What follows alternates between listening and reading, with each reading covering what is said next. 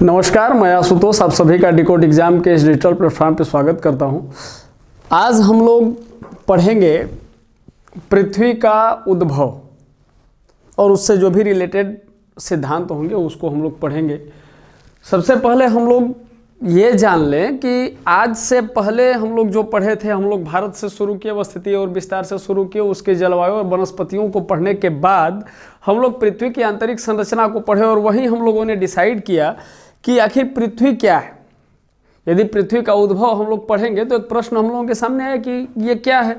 तो जैसे ही हम लोग इस प्रश्न की विवेचना करेंगे तो सबसे पहले हमें परिचय जानना होगा। हम लोग पृथ्वी के परिचय को जानेंगे और उसके बाद इसका जो उद्भव हुआ, तो उद्भव कैसे हुआ, जाहिर सी बात है कि इसमें कई वैज्ञानिकों की कई संकल्पनाएं होंगी। तो उन संकल्पनाओं को हम लोग देखेंगे इस तरह से, जो भी विचारधाराएं आई, और उसके बाद हम लोग एक आधुनिक विचारधारा को देखेंगे। और वो आधुनिक विचारधारा जिसे कि हम लोग बिग बैंग थ्योरी के नाम से जानते हैं, इसकी मोटी मोटी चीज़ों को, जो तथ्य हैं, जो फैक्ट हैं, हम लोग उसको देखेंगे। अंत में हम लोग फैक्ट के लिहाज से, अपने एग्जामिनेशन के लिहाज से, इस तरह से फैक्ट को एक जगह एक चार्ट बना करके हम लोग कंक्लूड करेंगे कि कौन सा फैक्ट, कौन सी संकल्पना किस वैज्ञानिक ने प्रतिपादित किया, कौन सी परिकल्पना या कौन सी संकल्पना या कौन सा सिद्धांत किस वैज्ञानिक के द्वारा दिया गया, वो हम लोग यहाँ देखेंगे। जब यहाँ तक हम लोग पहुँच जाएंगे तो हम लोग ये देखेंगे कि पृथ्वी के विषय में हम लोग पृथ्वी को कितना समझे। ठीक है, तो पृथ्वी की जो कुछ मूलभूत चीजें होंगी उसको हम लोग इस तरह से इस चार्ट में देखेंगे। तो चलिए शुरू करते हैं आज का टॉपिक, पृथ्वी का उद्भव। जैसा कि हम लोग पहले ही बात कर चुके हैं कि पृथ्वी का उद्भव, तो चूंकि इसमें दो शब्द है, पृथ्वी और उद्भव, तो उद्भव से रिलेटेड तो कई संकल्पनाएं हमारे सामने आएंगी, लेकिन पहले हम लोग पृथ्वी को जान लें, एक परिचय जान लें, तभी ना हम लोग आगे बढ़ेंगे। यह परिचय क्या होगा पृथ्वी का, बिल्कुल कि पृथ्वी, देखिए दो से तीन लाइन में हम लोग इसका कंक्लूजन निकाल करके आगे बढ़ेंगे। ये हमारा इस पार्ट होगा कि पृथ्वी जिसे जैविक अजैविक का आवास कहा जाता है, चूंकि पृथ्वी को आवास कहा जाता है और ये आवास जैविक और अजैविक दोनों का आवास कहा जाता है। और ये क्या है, आवास तो कहा जाता है, लेकिन ये है क्या, तो ये सौर परिवार का एक ग्रह है। इसमें दो टर्म्स आते हैं, सौर परिवार और ग्रह। तो हालांकि सौर परिवार और ग्रह दोनों को हम लोग आगे पढ़ेंगे, ग्रह प्लेनेट इसको हम लोग अगली क्लास में पढ़ेंगे। लेकिन यहाँ हम लोग को यह जानना चाहिए कि सौर परिवार भी एक टर्म्स है जिसे हमें समझना है, और ग्रह है, ग्रह एक शब्द है जिसे हमें आगे परिभाषित करना पड़ेगा, हमें समझना पड़ेगा। एक ग्रह है, इसका मतलब कि सौर परिवार में जब परिवार है और इस परिवार का यह एक ग्रह है, तो कई ग्रह और होंगे। तो हम लोग इसको आगे समझेंगे, जिसकी अपनी विशेषताएं हैं, इसकी कुछ विशेषताएं हैं, और उन्हीं विशेषताओं के कारण पृथ्वी को आवास कहा गया। किसका, जैविक और अजैविक का। इसके बाद इसकी यूनिकनेस क्या है कि पानी की उपलब्धता के कारण इसे नीला ग्रह भी कहा जाता है। इसका मतलब कि अन्य ग्रह जो हैं उनके अलग अलग रंग होंगे, इसका जो रंग नीला है वो पानी की उपलब्धता के कारण, ये इसकी एक विशेषताओं में से सबसे बड़ी विशेषता है। तो यहां से यह चीज निकल करके आई कि एक तो यह सौर परिवार का ग्रह है, सौर परिवार का हिस्सा है, और उसमें भी यह ग्रह है जिसकी अपनी विशेषताएं हैं, और पानी की उपलब्धता के कारण इसे नीला ग्रह कहा जाता है। तो ठीक है, नीला ग्रह कहा जाता है, और तो ग्रह को हम लोग समझेंगे। लेकिन इसके उद्भव के सिद्धांत को हम क्यों समझें, क्योंकि ये हमारे फैक्ट में पूछता है कि ये परिकल्पना, मान लीजिए कि कांट की गैसीय राशि सिद्धांत किसने, ये गैसीय राशि सिद्धांत पूछ दे कि ये किसने दिया, या ग्रहाणु परिकल्पना, गैसीय राशि सिद्धांत को हम लोग गैसियस हाइपोथेसिस ऑफ कांट बोलते हैं, या प्लेनेस्मिल हाइपोथेसिस किसने दिया। तो इस तरीके के प्रश्नों को हम लोग आज देखेंगे एक चार्ट में। अब आते हैं हम लोग अपने एक मूल बिंदु पर कि इसके उत्पत्ति से संबंधित जो संकल्पनाएं हैं इसको हम किस तरह से पढ़ेंगे। देखिए, सबसे बड़ी बात तो यहाँ हम लोग को ये क्लियर करना होगा, आपको मैं क्लियर कर दूं कि हम लोग बिल्कुल संकल्पनाओं की विवेचना में नहीं जाएंगे, उसकी व्याख्या में नहीं जाएंगे, लेकिन संकल्पनाओं से जुड़े हुए दो तीन पंक्तियों को, 2-3 वाक्यों को जो फैक्ट के रूप में हमारे काम में आती हैं उनको हम लोग कंक्लूड करेंगे। तो संकल्पनाओं की व्याख्या न करके उसके निष्कर्ष और उसकी आलोचना में कहे गए शब्दों को और उसमें जो विशेषताएं हैं उसको हम लोग देखते हुए चलेंगे, क्योंकि ये हमारे फैक्ट होंगे और ये परीक्षा के लिए काफी इंपॉर्टेंट है। तो इसको हम लोग देखें कि पृथ्वी सौर मंडल का एक ग्रह है, चूंकि ये पहले ही परिभाषित हो चुका है, हम लोग देख लिए हैं, एक ग्रह है। तो यदि सौर मंडल की उत्पत्ति किसी घटना से हुई या सौर परिवार की उत्पत्ति में जो अन्य ग्रह हैं उन ग्रहों की उत्पत्ति किसी एक घटना से हुई, तो जाहिर सी बात है कि पृथ्वी भी यदि ग्रह है तो इसकी भी उत्पत्ति अन्य ग्रहों से भिन्न नहीं हो सकती। इसका मतलब यह है कि कहीं ना कहीं ये संकल्पनाएं जो आज हम लोग पढ़ने वाले हैं, ये संकल्पनाएं हमें ब्रह्मांड से जोड़ेंगी। तो यहां से अब तीन चीजें निकल करके आ गई। एक तो ब्रह्मांड, क्योंकि सौर परिवार भी किसी न किसी का हिस्सा है, तो ब्रह्मांड को यदि हम लोग संपूर्णता में समझ लेंगे तो सौर परिवार समझ में आ जाएगा, और सौर परिवार में ग्रहों को हम लोग समझ लेंगे तो पृथ्वी भी हमें समझ में आ जाएगी। लेकिन यहां केवल पृथ्वी के उद्भव को हम लोग शुरू करेंगे कि पृथ्वी का उद्भव कैसे होता है, और लास्ट में जब हम लोग बिग बैंग थ्योरी पर आएंगे, जो हमारा टॉपिक भी रहा, कि बिग बैंग थ्योरी को जब हम विवेचित करेंगे, उसकी व्याख्या जब हम लोग प्रस्तुत करेंगे, तो उसी में क्लियर हो जाएगा कि ब्रह्मांड की अवस्था तक हम लोग कैसे पहुंचे। ठीक है। और उत्पत्ति के संबंध में अनेक विद्वानों और संस्थाओं ने विभिन्न विचार दिए। क्योंकि सबसे पहले तो इसकी संकल्पना कास्तेद वफन ने दिया द्वैतवादी सिद्धांत में।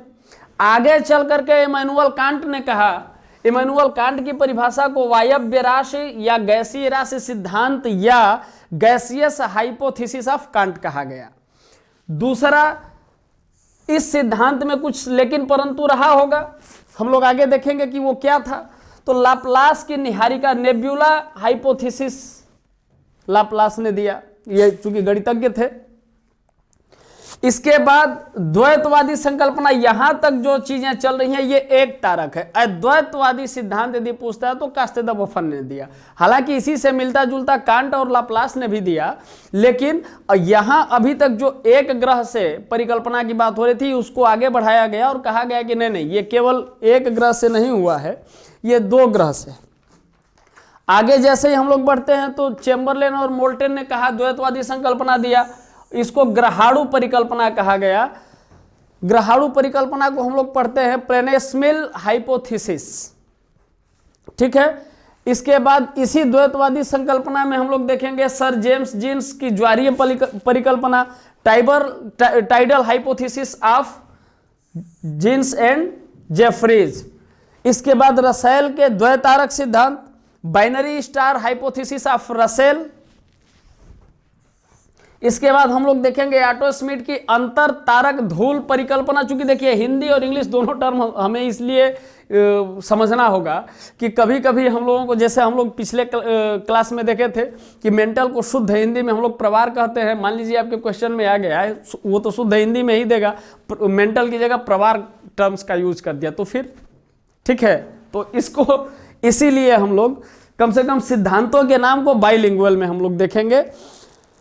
ऑटो स्मिथ का अंतर तारक धूल परिकल्पना को, यदि इसका जो इंग्लिश टर्म है उसको interstellar dust hypothesis of Otto Smith. Fred Hoyle व लिटिलटन की अभिनव तारा परिकल्पना, नोवा हाइपोथेसिस ऑफ फ्रेड होयल व लिटिलटन। इसके बाद आधुनिक विचार बिग बैंग सिद्धांत। हम लोग इन सिद्धांतों के मुख्य तत्वों को देखेंगे। अब अद्वैतवादी संकल्पना, कांट की गैसीय राशि संकल्पना या वायव्य संकल्पना को हम लोग देखेंगे, गैसियस हाइपोथेसिस ऑफ कांट। तो इन्होंने क्या कहा, देखिए इन्होंने जो फैक्ट के हिसाब से हमारे लिए है कि सन 1755 में न्यूटन के गुरुत्वाकर्षण बल के नियमों को आधार मानकर जर्मन दार्शनिक इमैनुअल कांट ने गैसीय राशि की संकल्पना को प्रस्तुत किया। और इन्होंने क्या कहा कि केंद्र से बाहर की ओर बल, जिसे अपकेंद्रीय बल भी कहते हैं, के कारण तप्त एवं गतिशील निहारिका से कई गोल छल्ले अलग हुए, जिनके शीतलन के परिणाम स्वरूप सौर मंडल के विभिन्न ग्रहों का निर्माण हुआ। ये एक निहारिका यदि हो जाए तो इस निहारिका से केंद्र से ये बाहर की तरफ जो बल लगता है तो इस बल के कारण कई गोल छल्ले ऐसे अलग होते हैं और इन छल्लों के अलग होने से आधुनिक सौर मंडल और ग्रहों का निर्माण हुआ। तो इस परिकल्पना में, इस संकल्पना में एक चीज निकल करके आती है कि कहीं ना कहीं सौर मंडल का निर्माण गैस से हुआ होगा इमैनुअल कांट के अनुसार। अब तुरंत इनकी आलोचना की गई।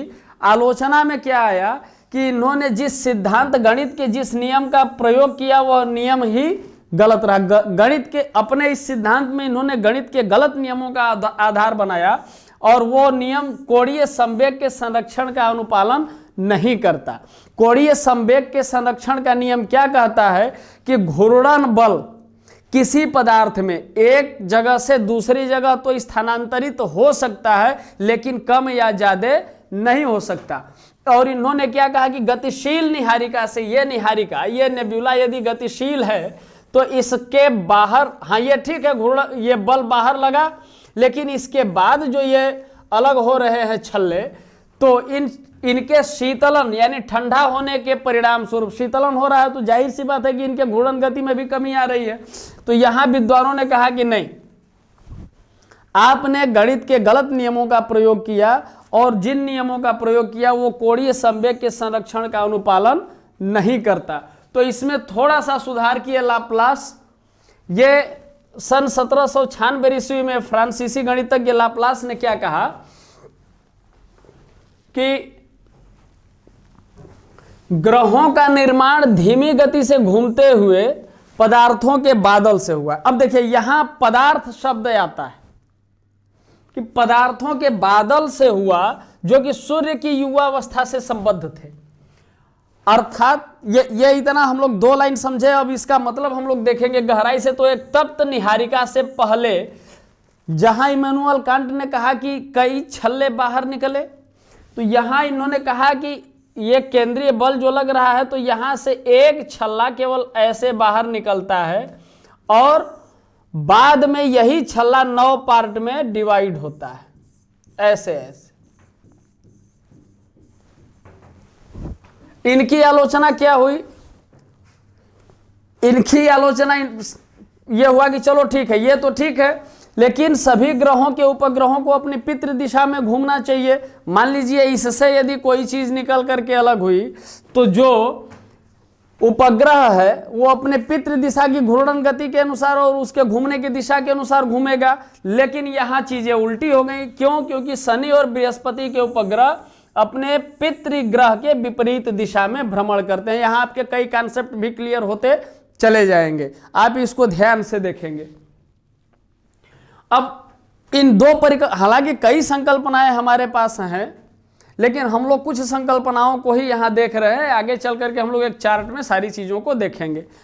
द्वैतवादी संकल्पना में, इस संकल्पना में अभी तक जो हम लोग एक तारक या द्वैतवादी संकल्पना हम लोग देख रहे थे उसमें स्पष्ट था कि एक ही निहारिका है ये निहारिका और इसी से अलग होकर के एक ने कहा कि 9 छल्ले अलग हुए क्रमशः और एक ने कहा कि नहीं एक छल्ला अलग हुआ और यही 9 छल्लों में विभाजित होता है ऐसे। लेकिन द्वैतवादी संकल्पना क्या कहती है कि ये एक ही निहारिका से नहीं हुए हैं बल्कि इसमें 2 तारों की भूमिका है।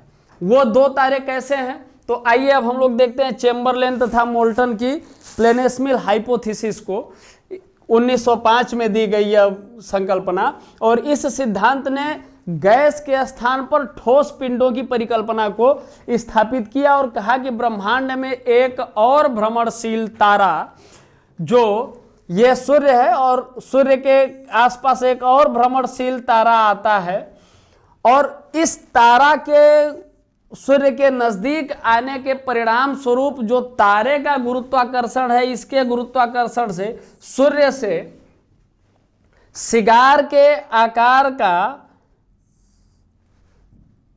सिगार मतलब समझते हैं ना,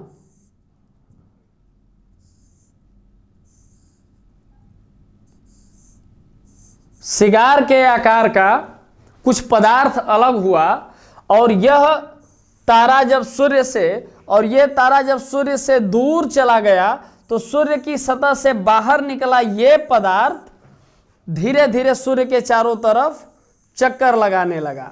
और जब ये चक्कर, चूंकि गुरुत्वाकर्षण यहाँ सूर्य का था, ये तारे का था, और वो दूर चला गया, सिगार के आकार का निकला है सूर्य से, और जब वो दूर चला गया तो ये यहाँ सूर्य हो गया, और ये सिगार के आकार का जो ये पदार्थ निकला है ये सूर्य का चक्कर लगाने लगा, और यही धीरे धीरे संघनित होकर के ग्रहों में परिवर्तित हो गया। यहां से कुछ स्पष्ट हो या न हो, लेकिन इस सिद्धांत ने पृथ्वी की उत्पत्ति, देखिए अभी तक केवल उद्भव की बात हो रही थी, लेकिन इस सिद्धांत ने पहली बार उत्पत्ति, संरचना, वायुमंडल की उत्पत्ति, महासागर, महाद्वीप तथा पर्वतों के निर्माण की भी व्याख्या करने का प्रयास किया।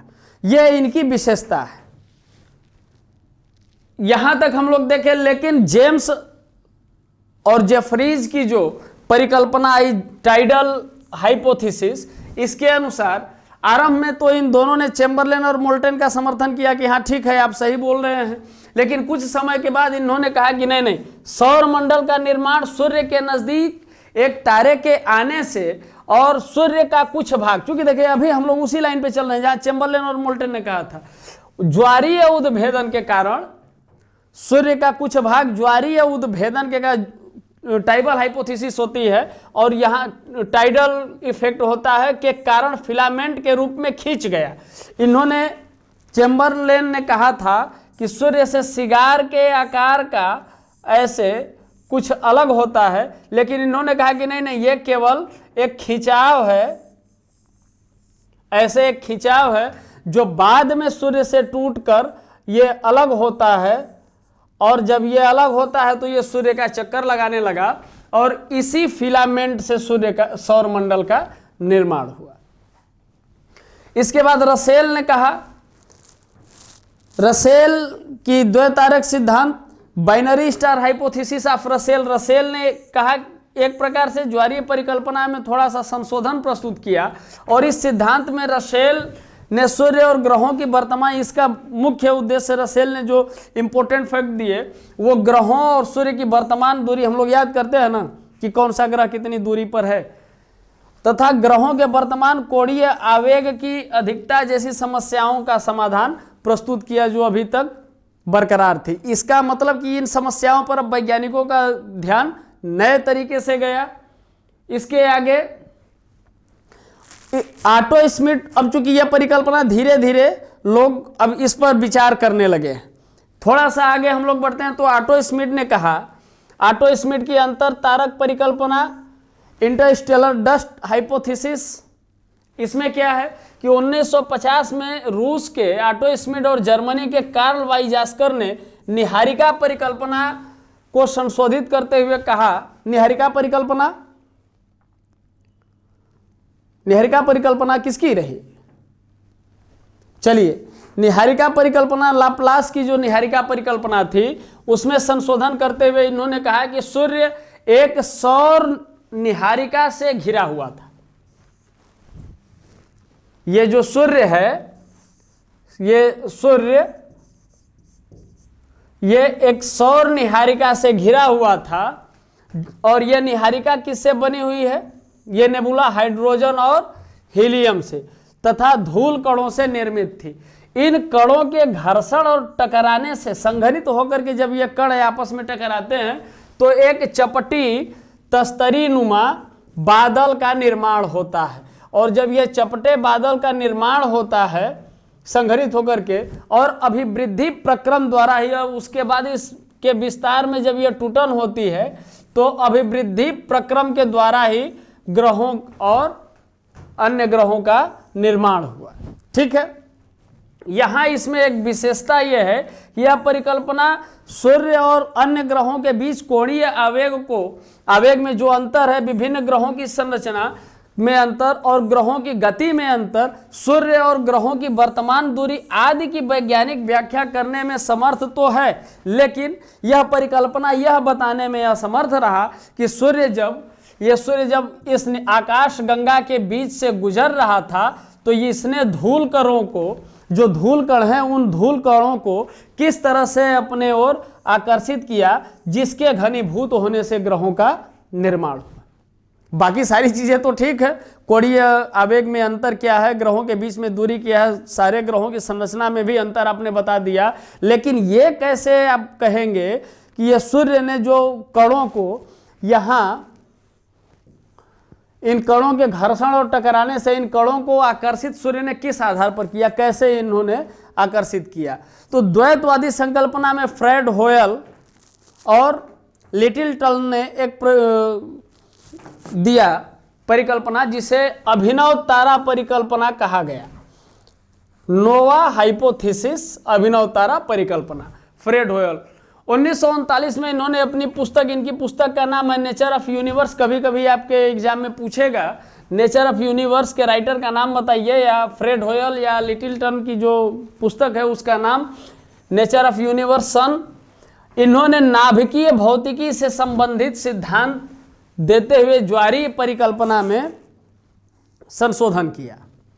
Tidal hypothesis, Jeans and Jeffreys की जो परिकल्पना थी उसमें इन्होंने नाभिकीय भौतिकी सिद्धांत से कुछ प्रमाण लेते हुए ज्वारीय परिकल्पना में संशोधन किया और इनके अनुसार ग्रहों की उत्पत्ति में दो नहीं, अभी तक जो द्वैतारक परिकल्पना थी यह सूर्य हो गया और ये तारा के नजदीक आने से यहाँ सिगार जैसी स्थिति पैदा होती है, या ये इस तरह से ऊपर की तरफ उड़ जाता है, ठीक है, इस तरह से खींच गया और इसी फिलामेंट के अलग होने से अलग हुआ। लेकिन इन्होंने कहा कि केवल दो तारों की बात नहीं है, यहाँ एक तारा और है। इन्होंने एक और नई समस्या खड़ी कर दी कि एक तारा और है और यह भ्रमणशील तारा जब, और सूर्य का साथी तारा, ये सूर्य हो गया, ये सूर्य का साथी तारा, और पास आता एक अन्य भ्रमणशील तारा, और ग्रहों का निर्माण सूर्य से न होकर उसके साथी तारे के विस्फोट से हुआ। इस स्थिति स्पष्ट है कि यहाँ एक सूर्य हो गया, ये तारा हो गया, एक और भ्रमणशील तारा हुआ, और इन ग्रहों का चूंकि तीन चीजें हो गई यहाँ, और जैसे ही ये भ्रमणशील तारा इनके नजदीक आता है तो ये सूर्य का जो ये साथी तारा है जो अभी तक सूर्य के इर्द गिर्द था, इसमें विस्फोट होता है और ग्रहों का निर्माण इसी विस्फोट के कारण हुआ। इस सिद्धांत की विशेषता क्या है कि इस सिद्धांत ने तो ग्रहों की आपसी दूरी, सूर्य से दूरी, ग्रहों का कोणीय संवेग की अधिकता एवं ग्रहों की सूर्य की तुलना में अधिक घनत्व की सर्वाधिक व्याख्या करने में समर्थ है। लेकिन इस परिकल्पना से ग्रहों व उपग्रहों के आविर्भाव का संतोषजनक हल नहीं मिल पाया। जब नहीं मिल पाया संतोषजनक हल, तो एक आधुनिक विचार, अभी जिसे हिग्स बोसान या गॉड पार्टिकल के नाम से भी इस पर रिसर्च हुए थे, बिग बैंग थ्योरी। लेकिन बिग बैंग थ्योरी को समझने से पहले हमें यह समझना पड़ेगा कि जब एडविन हब्बल ने यह कहा कि ब्रह्मांड विस्तारित हो रहा है, ब्रह्मांड के विस्तारित होने का अर्थ यह है कि ये इनके बीच में दूरी बढ़ रही है, तो यहाँ एक चीज सामने आई कि आखिर इसके पीछे कारण क्या है। और चूंकि इससे पहले ही हम लोग देख चुके हैं कि विस्फोट का एक मामला आ चुका है, ठीक है, तो विस्फोट का जब एक मामला आ चुका है तो एक चीज तो स्पष्ट हो गई कि ये दूरी धीरे धीरे बढ़ रही है। तो यहां बिग बैंग थ्योरी लेमेंटेयर ने कहा, लेमेंटेयर ने 1927 में बिग बैंग थ्योरी का प्रतिपादन किया, जिसे 1967 में रॉबर्ट बोगनर ने इस सिद्धांत को भी समर्थन दिया और स्टीफन हॉकिंग ने भी इस सिद्धांत को समर्थित किया। इसमें मुख्य रूप से तीन चीजें हम लोग पढ़ेंगे, तीन चीज़ों के विषय में जानेंगे बिग बैंग थ्योरी के। बिग बैंग थ्योरी को चूंकि अभी हम लोग केवल मोटा मोटा समझेंगे, इसके जो मुख्य तत्व हैं उसको समझेंगे। ब्रह्मांड की उत्पत्ति के सिद्धांत जब हम लोग पढ़ेंगे, ब्रह्मांड की उत्पत्ति पढ़ेंगे, इसके बाद तो हम लोग बिग बैंग थ्योरी को बढ़िया से पढ़ेंगे, चूंकि यहाँ हम लोगों का टॉपिक है पृथ्वी का उद्भव। तो बिग बैंग थ्योरी में जो तीन चीज़ें निकल करके आती हैं कि आरंभ में वे सभी पदार्थ ये सभी पदार्थ जिनसे पृथ्वी का या अन्य ग्रहों का या इस ब्रह्मांड का निर्माण हुआ है, आरंभ में ये सभी एक एकाकी परमाणु के रूप में थे, और ये परमाणु ये कैसा था, एक स्थान पर थे जिसका आयतन अति सूक्ष्म और तापमान तथा घनत्व अनंत था। एक ही पदार्थ के रूप में इन्होंने सीधे सीधे एक पदार्थ की बात की कि एक पदार्थ के रूप में एक ही जगह पर थे और जिसका आयतन और घनत्व अनंत था। दूसरी प्रक्रिया क्या हुई कि बिग बैंग की प्रक्रिया में इस अति छोटे गोलक में एक भीषण विस्फोट होता है। यह भीषण विस्फोट हुआ और इस विस्फोट की प्रक्रिया से बृहद विस्तार हुआ। जैसे यह विस्फोट हो रहा है तो यह विस्तार हम देख सकते हैं, एक विस्तार हो रहा है। और वैज्ञानिकों का विश्वास है कि बिग बैंग की घटना आज से 13.7 अरब वर्ष पहले हुई और ब्रह्मांड का विस्तार आज भी जारी है, जो एडविन हब्बल ने निष्कर्ष दिया था। विस्तार के कारण कुछ ऊर्जा पदार्थ में परिवर्तित हो गई। चूंकि हम लोग जानते हैं कि ऊर्जा को ट्रांसफर किया जा सकता है, इसको रूपांतरित किया जा सकता है, इसको उत्पन्न या नष्ट नहीं किया जा सकता। तो कुछ ऊर्जा पदार्थ में परिवर्तित हो गई और यह विस्तार विस्फोट के 1 सेकेंड के अल्पांश में ही हुआ। यह विस्तार जो ही विस्फोट होता है, तो अब कोई भी चीज आप लेकर के यदि उसमें विस्फोट करते हैं तो सेकेंड भी नहीं लगेगा और एक बड़ा विस्तार होगा। उसके बाद वो क्या होता है, संघनन की प्रक्रिया शुरू हो जाती है, वो स्थिर हो जाता है। इसके बाद विस्तार की गति धीमी हो गई। विस्तार की गति जब धीमी हुई, अब बिग बैंग होने के आरंभिक 3 मिनट के अंदर ही परमाणु का निर्माण होता है। बिग बैंग के प्रथम सेकेंड के अल्पांश में ही विस्तार होता है और 3 मिनट के अंदर ही परमाणु का निर्माण हुआ। ठीक है, यहां तक हो गया। अब बिग बैंग से 3 लाख वर्षों के दौरान तापमान 4500 केल्विन, यह इंपॉर्टेंट है, इसको आप लोग याद रखेंगे, 4500 केल्विन तक गिर गया। और परमाणु, उसके बाद क्या हुआ, इसका परिणाम क्या हुआ कि परमाणुवीय पदार्थों का निर्माण हुआ। अभी जो धूल और गैस थे वो क्या हुआ कि अब ब्रह्मांड जो है पारदर्शी हो गया। ये बिग बैंग से 3 लाख वर्षों के जो घटनाक्रम है इस दौरान। तो अभी तक हम लोग देखें कि पृथ्वी, इसका एक परिचय हम लोगों ने लिया। इसके उद्भव में संकल्पनाओं को हम लोग देखें कि कौन कौन सी संकल्पनाएं रही। अब हम लोग देखेंगे अद्वैतवाद, हम लोगों ने देखा द्वैतवाद, हम लोग देखे आधुनिक विचार में हम लोगों ने देखा बिग बैंग थ्योरी को। एक बार हम लोग इन संकल्पनाओं को एक चार्ट में देख लें कि किसने क्या कहा। वायव्य राशि, इमैनुअल कांट, निहारिका परिकल्पना, लाप्लास, उल्का परिकल्पना, लाकियर, ये एक तारक सिद्धांत है। द्वैतवाद, जिसमें एक तारक सिद्धांत का मतलब यह है कि एक ही पिंड से, एक ही तारे से सबकी उत्पत्ति होती है। लेकिन द्वैतवाद क्या कहता है कि नहीं नहीं भाई, इसके अलावा एक और है, इन दोनों के संयोग से होता है। ग्रहाणु परिकल्पना, चेम्बरलेन मोल्टन, ज्वारी परिकल्पना, जेम्स जीन्स और जेफरी, नोवा परिकल्पना, हयल, विखंडन परिकल्पना, रासगन, युग्म तारा, रसेल, सिफिट परिकल्पना, एससी बनर्जी, ये भारतीय हैं। एससी बनर्जी, सिफिट परिकल्पना, ये हम लोगों के लिए गौरव का विषय है, आप भी गौर करें। विद्युत चुंबकीय परिकल्पना ऑफ वेन। इसके अलावा कुछ अन्य सिद्धांत है। अन्य सिद्धांत में हम लोग देखेंगे कि सतत सृष्टि सिद्धांत थॉमस गोल्ड और हरमन वाडी ने दिया। बृहस्पति सूर्य द्वैतारक परिकल्पना, E.M. ड्रोशेवस्की।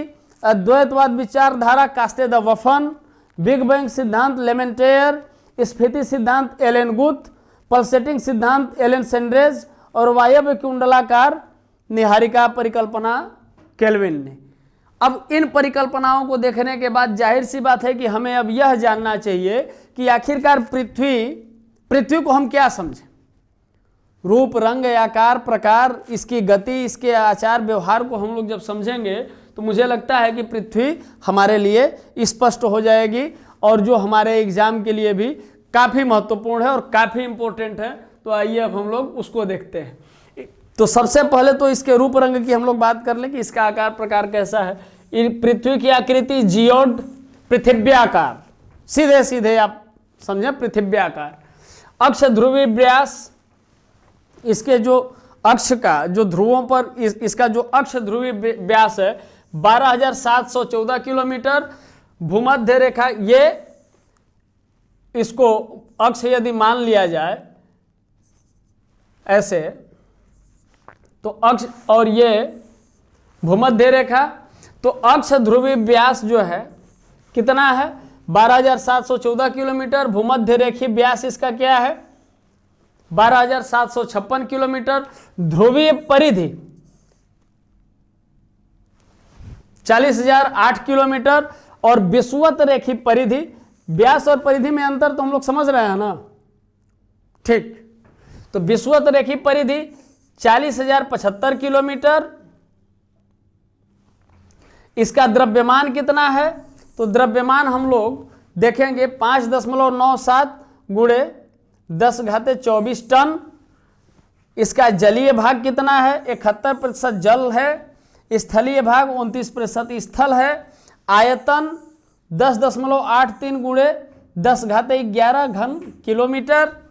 औसत घनत्व तो इसका क्या है, औसत घनत्व तो आंतरिक संरचना में भी हम लोग पढ़े थे 5.52, पानी के घनत्व के सापेक्ष इसका घनत्व हम लोग देखे। आगे जैसे ही हम लोग बढ़ते हैं, पृथ्वी की अनुमानित आयु 4.6 बिलियन वर्ष, धरातल का क्षेत्रफल 51.1 करोड़ वर्ग किलोमीटर, परिभ्रमण का समय 24 घंटा 56 मिनट 4 सेकेंड, परिक्रमण समय 365 दिन 5 घंटा 48 मिनट 46 सेकेंड। अच्छा, परिक्रमण और परिभ्रमण में अंतर हम लोग समझ रहे हैं। देखिए, एक होता है, इसको बड़ा शुद्ध तरीके से घूर्णन भी कहते हैं, क्योंकि दो गतियां हैं पृथ्वी की, एक जो अपने अक्ष पर घूमती है पृथ्वी, ये पृथ्वी यदि अपने अक्ष पर घूम रही है तो इसको हम लोग कहेंगे परिक्रमण। लेकिन जो परिक्रमा कर रही है, अपने अक्ष की परिक्रमा कर रही है, लेकिन यही पृथ्वी जब अपने ऑर्बिट में, यह सूर्य है और अपने ऑर्बिट में यह ऐसे चक्कर लगाएगी, तो इसे हम लोग कहेंगे परिक्रमण। तो परिभ्रमण जो अपने अक्ष पर घूम रही है 23 घंटा 56 मिनट 4 सेकेंड, और परिक्रमण जो अपने ऑर्बिट में, अपने परिपथ में जो चक्कर लगा रही है, उसको हम लोग कहेंगे 365 दिन 5 घंटे 48 मिनट 46 सेकेंड। परिक्रमण का वेग क्या है, परिक्रमण का वेग इसका 29.8 किमी प्रति सेकेंड, और परिक्रमण मार्ग की लंबाई कितनी है, जो ये 365 दिन 5 घंटा 48 मिनट और 46 सेकेंड में कंप्लीट करती है, तो 96 करोड़ किमी का इसका परिपथ है। सूर्य से न्यूनतम दूरी, अब देखिए यहाँ सूर्य से न्यूनतम और अधिकतम दूरी का क्या तात्पर्य है, तो चूंकि इसके लिए हमें सबसे पहले देखना होगा इसका परिपथ क्या है, कमोबेश यही परिपथ है। अब यदि पृथ्वी यहाँ है और यहाँ है, तो सूर्य से दूरी अधिक होगी कि कम होगी, और पृथ्वी यदि यहाँ है तब, तो यहाँ जब पृथ्वी है तो यह सूर्य से इसकी दूरी कम हो रही है, लेकिन जब पृथ्वी इस तरीके से है तो सूर्य से दूरी अधिक होगी। तो सूर्य से न्यूनतम दूरी 14.7 करोड़ किलोमीटर, और अधिकतम दूरी जब सूर्य की स्थिति यह है, पृथ्वी की स्थिति यहाँ है, तो इसकी दूरी कितनी होगी 15.21 करोड़ किलोमीटर, और सूर्य से माध्य दूरी इसकी कितनी है 14.98 करोड़ किलोमीटर। सूर्य से पृथ्वी तक प्रकाश पहुंचने में कितना समय लगता है 8 मिनट 20 सेकेंड लगभग। और चंद्रमा से, चूंकि ये तो सूर्य से हो गई, अब चंद्रमा से इसकी दूरी कितनी है, तो 3,84,000 किलोमीटर। और समुद्र से स्थल की सर्वाधिक ऊंचाई, अब पृथ्वी पर हम लोग आते हैं कि समुद्र तल से, समुद्र तल को ही एक चीज हम पूछना चाहेंगे कि समुद्र तल को ही क्यों ऊंचाई मापने का साधन बताया जाता है। आप लोगों ने देखा है, आप गांव में या शहर में या कहीं भी जहां मकान बनता है, घर और बनता है, तो वहां वाटर लेवल का यूज किया जाता है। क्यों वाटर लेवल का यूज किया जाता है, क्योंकि पृथ्वी पर जो समुद्र पानी की जो सतह है, अब देखिए एक थाली ले लीजिए, थोड़ा सा ऊपर नीचे भी यदि हो या कोई ऐसा बर्तन, तो वो पानी अपना लेवल मेंटेन कर लेता है, वो अपने सतह पर स्थिर होता है, तो उसका लेवल एक समान रहता है। इसलिए समुद्र तल से ही हम लोग ऊंचाई पृथ्वी पर भी नापते हैं, क्योंकि इसका जो वाटर लेवल है वो एक ही है हर जगह। ठीक है, तो समुद्र तल से सर्वाधिक ऊंचाई किसकी है? माउंट एवरेस्ट की। और ऊंचाई कितनी है? 8,848 मीटर। और समुद्र तल से ये गहराई कितनी है? मेरियाना ट्रेंच की गहराई है 11,033 मीटर। इस तरह से आज हम लोग पृथ्वी का उद्भव, उसके सिद्धांत, पृथ्वी क्या है और पृथ्वी के बारे में कुछ महत्वपूर्ण तथ्य जो आपकी परीक्षा के लिए काफ़ी महत्वपूर्ण है, उसको हम लोग देखें। एक प्रयास रहा डिकोड एग्जाम का आपको जागृत करने का, आप तक फैक्ट पहुंचाने का, और इस प्रयास में मेरी एक अपनी भूमिका रही। मेरी भूमिका कैसी रही, डिकोड एग्जाम का प्रयास कैसा रहा, आप हमें कमेंट करके ज़रूर बताएं। मिलते हैं हम लोग अगले लेक्चर में, तब तक के लिए नमस्कार।